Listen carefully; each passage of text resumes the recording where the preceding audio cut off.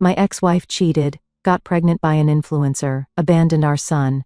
Now she wants me back after I inherited 2.8 million. I am a 35-year-old man, and my ex-wife, Emily, is a 32-year-old woman. 6 months ago, my life completely fell apart when she hit me with some news I didn't see coming. We had been married for a year and a half, together for 3 years, and while things weren't always perfect, I honestly thought we were solid. But of course I was wrong. Emily and I met in a pretty typical way. We both worked in the same hospital. She was a nurse, and I'm a doctor. It wasn't anything out of the ordinary, just two people working the same shifts, grabbing lunch together occasionally, and then one thing led to another. I fell for her hard. She was smart, driven, and we had good chemistry. I thought we clicked on a deep level, the kind of connection where you feel like you're both in sync, like you're a team. Fast forward 3 years, and we were married with a 1-year-old son. Life was pretty hectic, but in a good way. I was working long hours at the hospital, trying to balance being a dad and a husband, and Emily was doing her part too. At least, that's what I thought. But clearly, I wasn't paying close enough attention. See, Emily had this friend, Alex, who she met about a year into our marriage. At first, I didn't think much of it. She was always meeting new people at work or through social media since she started getting into the influencer stuff. I wasn't exactly tuned into that world, but it was her hobby, so whatever. Alex, though, was different. He's one of those social media guys, constantly posting about his lifestyle, showing off expensive stuff, talking about how he's self-made. You get the picture.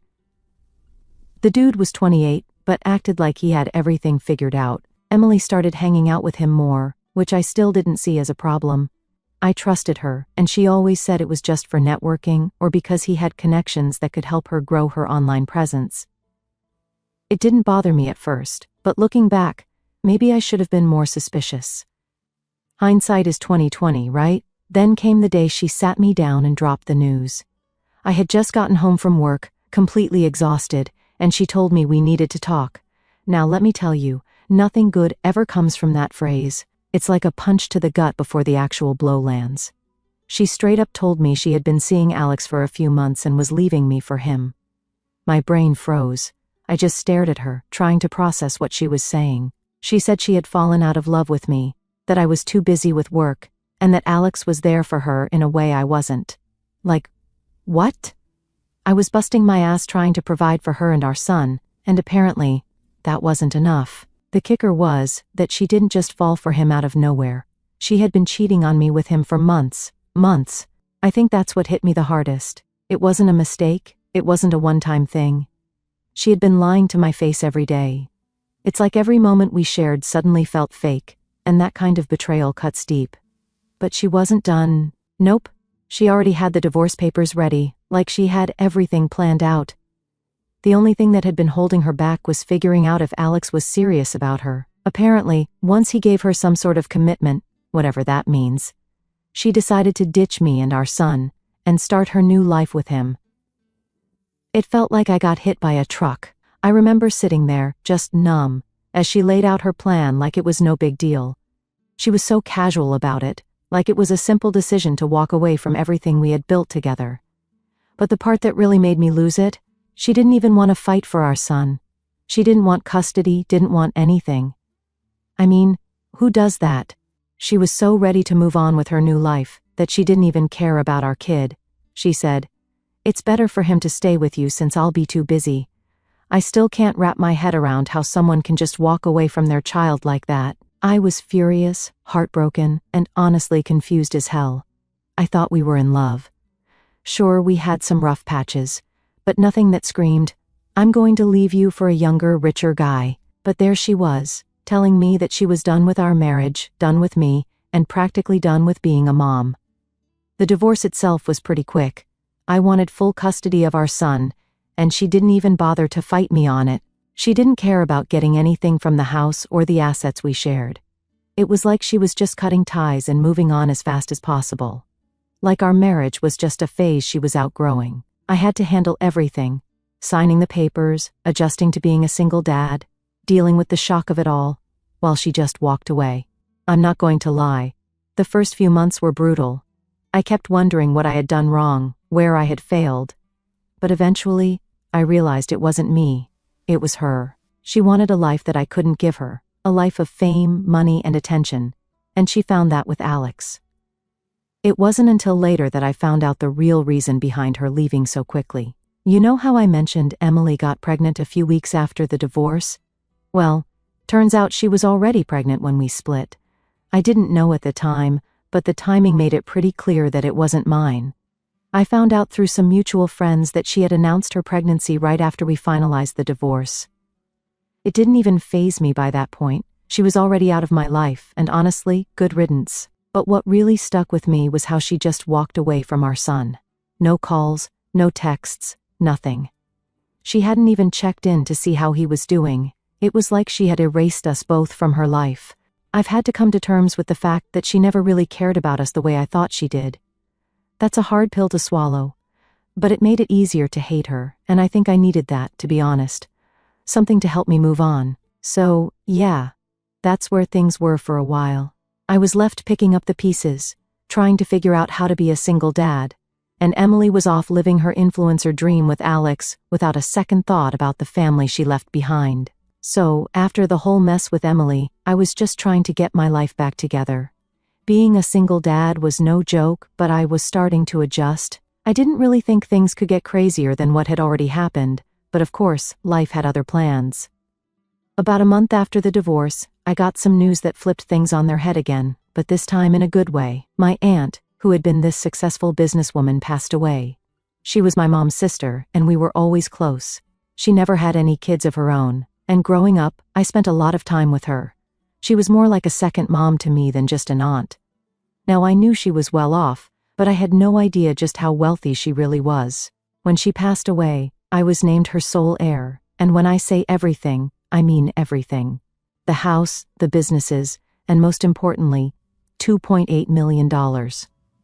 I was floored. I knew she liked me, but I didn't expect her to leave her entire fortune to me. I always thought she'd donate it or something, but there it was, all mine. It was a bit overwhelming at first. I mean, suddenly I had all this money and all these responsibilities. She had a pretty large real estate company that she built from scratch, and it wasn't something I was remotely interested in running myself. Luckily, she had a good team in place, and her will had clear instructions about what to do if I didn't want to run the business. I ended up appointing the company's CFO as the new CEO, so everything would keep running smoothly without me having to get involved too much. But the money? That was life-changing. With $2.8 million in the bank, I could basically do whatever I wanted. I wasn't going to quit my job or anything. I actually like what I do, but it gave me this sense of security I'd never had before. I could make sure my son was set for life. I could pay off everything. I could even start thinking about taking time off for vacations or stuff like that. It was a huge weight lifted off my shoulders. Word got around pretty quickly about my inheritance. I told a couple of close friends, but I guess news like that travels fast because not long after, I got a knock at my door, and guess who it was? Yep, Emily. I hadn't seen or heard from her since the divorce. She ghosted me and our son, didn't even bother checking in, so seeing her standing there, heavily pregnant by the way, was a shock. I almost slammed the door in her face, but something in me was curious. Why now? Why show up after all this time? She had a new life with Alex, so what was she doing back here? She started with small talk, which I had absolutely no interest in. She asked about our son like she suddenly cared after months of silence.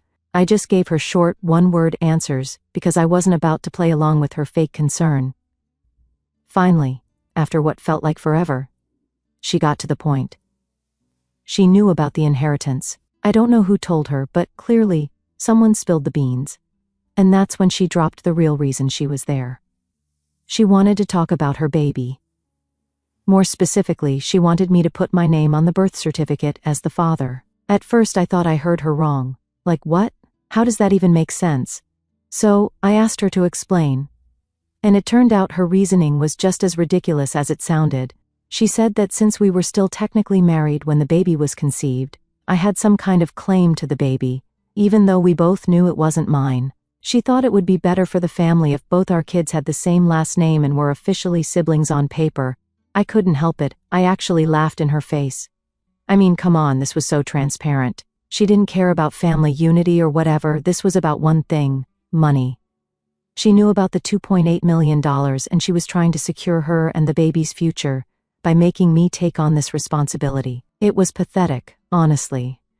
The nerve of her to come back after ditching our family, and now asking me to step up for a baby that wasn't even mine. I asked her straight up if she had done a paternity test, and she admitted she hadn't, but that didn't stop her from pushing the idea that I should be the one on the birth certificate. She tried to make it sound like she was doing this for the kids, talking about how our son and her new baby could grow up together as siblings. She even tried pulling the "it's better for the kids" card, which just made me even angrier. Where was this concern for our son months ago when she up and left? She didn't care about him then, and now all of a sudden, she's concerned about their relationship? Yeah, right. I told her that if the baby wasn't mine, I wasn't going to have anything to do with it. Simple as that. But she kept pushing, saying it wasn't about who the biological father was, it was about keeping the family together. At this point, I was done. I told her to get out and that I wasn't going to entertain this ridiculous idea anymore. She started to get upset, saying I was being selfish and that I was ruining the chance for our son to have a relationship with his sibling. But I wasn't having it. I wasn't about to let her manipulate me like that, and I wasn't going to be some backup plan just because things weren't working out with Alex. Finally, after what felt like forever, she left. I stood there for a while after she was gone, trying to process what had just happened. It was so typical of her to show up only when she needed something. She didn't care about our son, she didn't care about me. She only cared about what she could get, and now that she knew I had money, she thought she could waltz back into my life, and I'd just go along with it. But this time, I wasn't falling for it.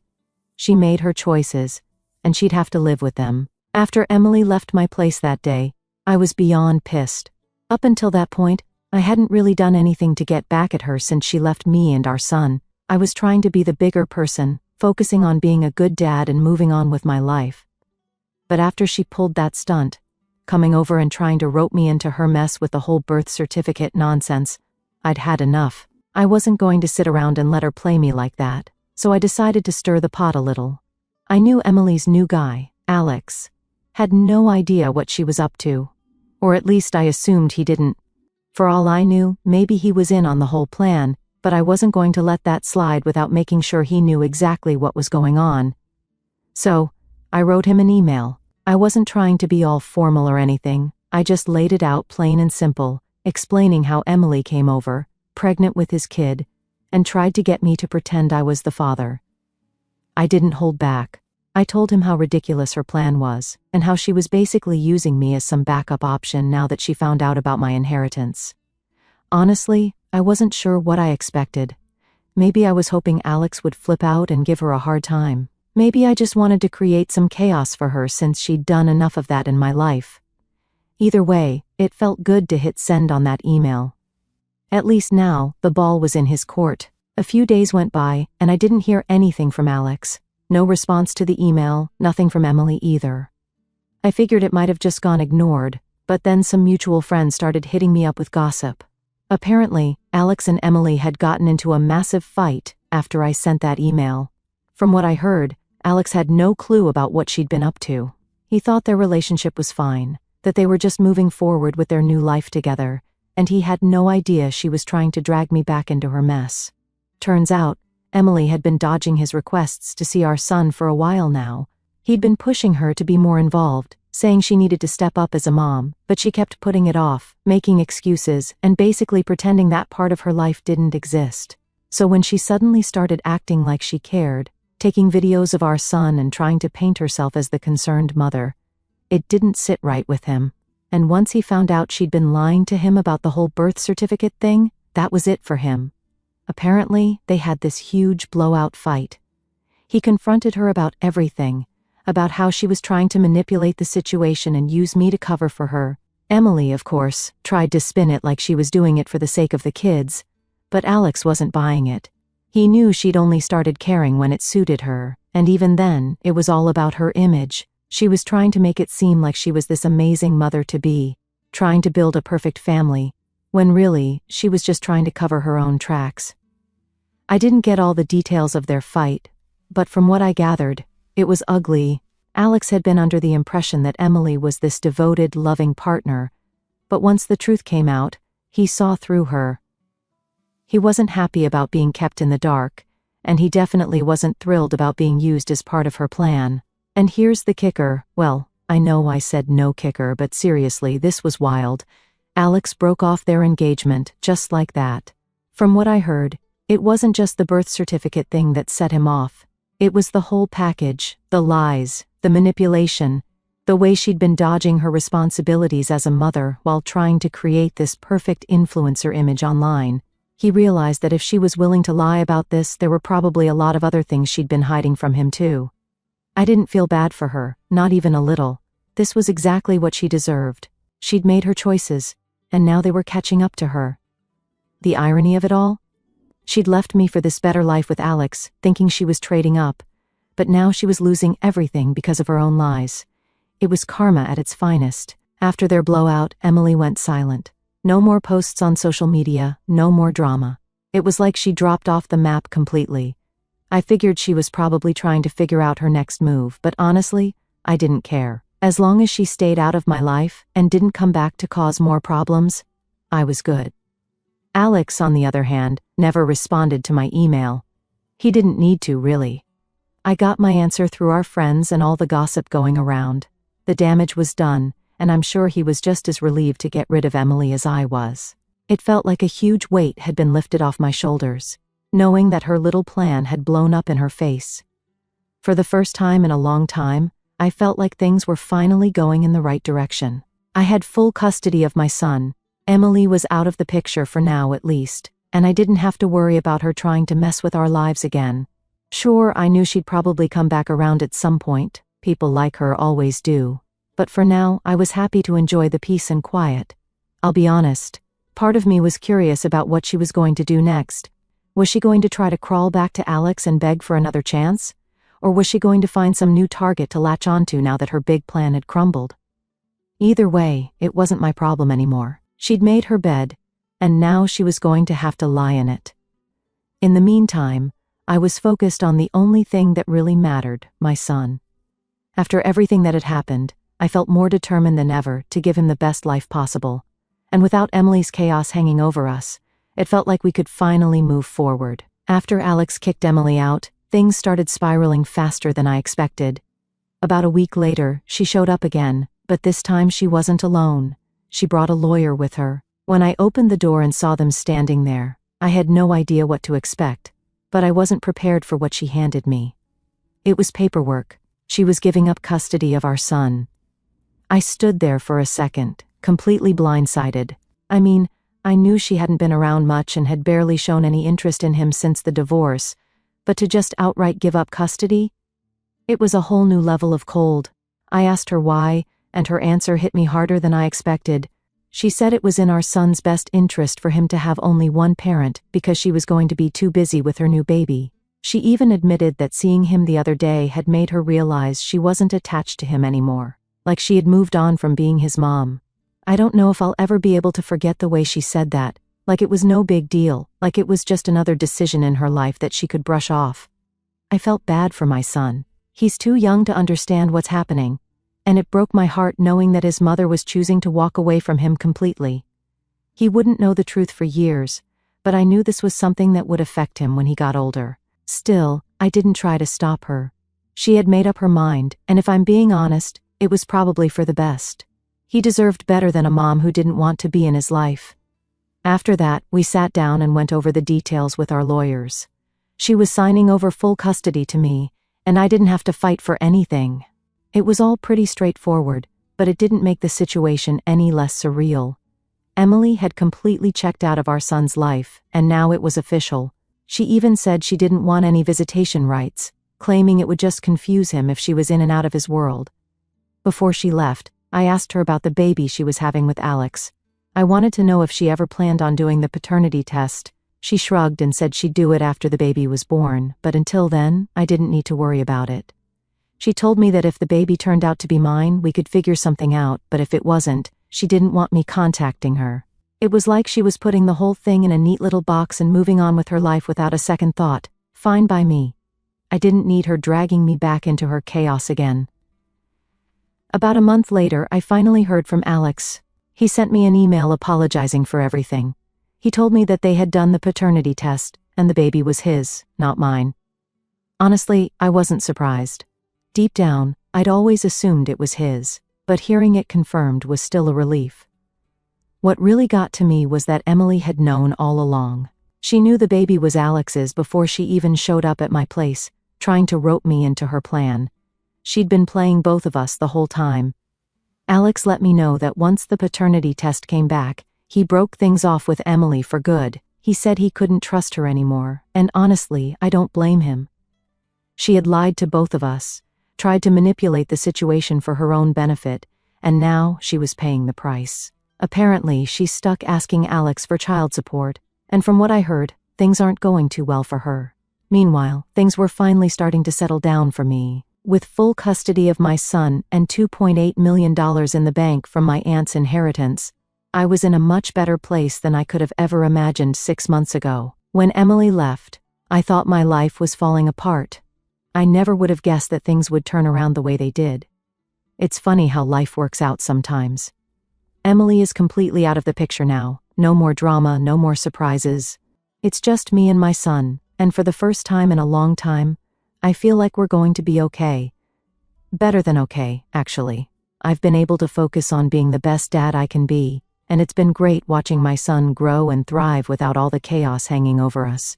We're even planning a vacation together soon. Update: a few months after I got full custody of our son, I started hearing little bits and pieces about Emily through mutual friends. Apparently, things had gone downhill for her fast. After Alex kicked her out, she wasn't living in the cushy influencer world she dreamed of anymore. In fact, she was living back with her parents. That alone felt like some kind of poetic justice. She had left everything for what she thought was going to be a glamorous life with Alex, and now she was stuck back in her old bedroom like a teenager. From what I heard, Alex wasn't too eager to deal with her anymore either. Sure, he was on the hook for child support now that the paternity test proved the baby was his, but that was about it. He didn't want anything to do with Emily beyond the legal obligations, and I guess that made her life even harder. Without Alex's financial support or his influencer status to ride on, her social media career hit a dead end. She went from getting sponsorships and followers to barely scraping by, trying to keep up the illusion of her perfect life online.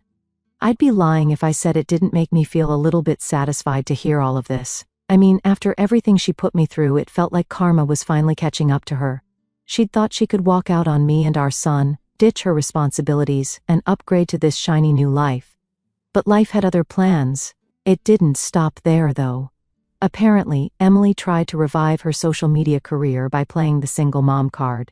She started posting about how hard it was raising a baby alone, trying to paint herself as this struggling but strong mom. The problem? People started calling her out hard. See, the thing about the internet is that it remembers everything. There were plenty of people who knew the real story, how she'd left me, tried to con me into being her backup plan, and then abandoned our son entirely, and those people weren't afraid to speak up.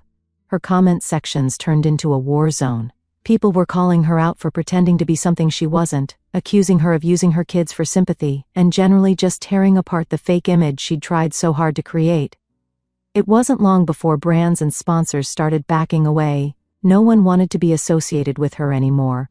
The drama was too much, and it was clear that her audience didn't trust her. What little income she had from her influencer career dried up fast. She tried pivoting to other platforms, but the damage was already done. Her name was too tied to the mess she'd created. Meanwhile, her personal life wasn't any better. From what I heard, Alex had completely cut her off, except for the legal child support payments. He didn't want her anywhere near him or the baby. It was kind of ironic, really. She had left me and our son to be with him, and now she was totally on her own.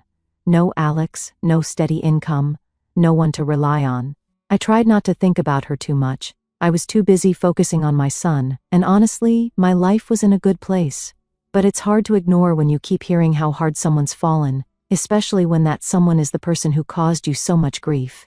I felt a little bad for her, but at the same time, I knew she brought it all on herself. Then, the icing on the cake came a couple of weeks ago.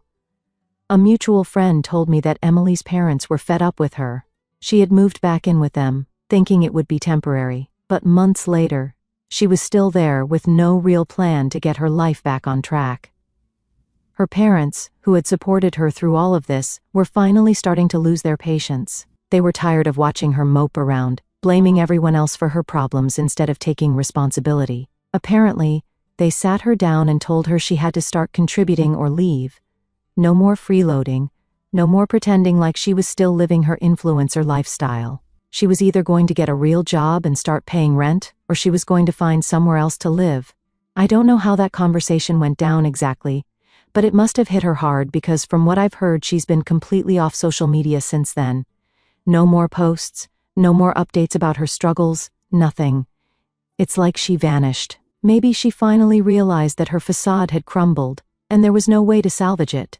Or maybe she's just trying to figure out what to do with her life now that everything she built is gone. Either way, it's clear that karma isn't done teaching her a lesson.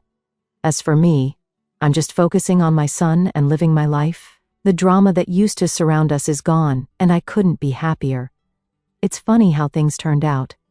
6 months ago, I was still reeling from the divorce, unsure of what the future held. Now, I've got full custody of my son, financial security thanks to my aunt's inheritance, and the peace of knowing that Emily's chaos can't touch us anymore. Karma hit Emily hard, but I'm not spending any time celebrating. I've moved on, and I'm making sure my son has the best life possible. That's what really matters now. Emily's story. It's just another reminder that you can't run from the choices you make. Eventually, they'll catch up to you, and they definitely caught up to her. Mini update, so here's a quick update I didn't see coming. After all the drama, after signing away custody, and after everything that's happened with her life falling apart, Emily had the audacity to call me. Yeah, you heard that right. Out of nowhere, I get a call from her. I didn't recognize the number, but when I picked up and heard her voice, I immediately knew who it was. She didn't waste any time either. After a few seconds of awkward small talk, she just came out with it. She wanted to talk about us, like as if we could just sit down and pretend everything was fine, as if I would even consider taking her back after all the mess she put me through. She tried to sound all sweet, talking about how she had been thinking a lot, and how maybe we could give things another shot. I didn't even let her finish. As soon as the words left her mouth, I couldn't help it. I just started laughing, and not a little chuckle either, I mean full-on laughing. It was honestly the most ridiculous thing I'd heard in a long time. After all she did, after leaving me, abandoning our son, and trying to pin her problems on me, now she was coming back like nothing had happened? Yeah, no. I didn't even bother saying anything else. I just laughed, hung up the phone, and blocked her number again. There was no way I was getting pulled into her drama, not after everything I'd been through to finally be free of it. She had her chance, and she threw it away. And now, when her life's a mess, she thinks she can just come crawling back? Absolutely not. So yeah, that's the mini update. She tried to weasel her way back in, and I shut that down quick. I'm not giving her any more chances to mess with my life or my son's life.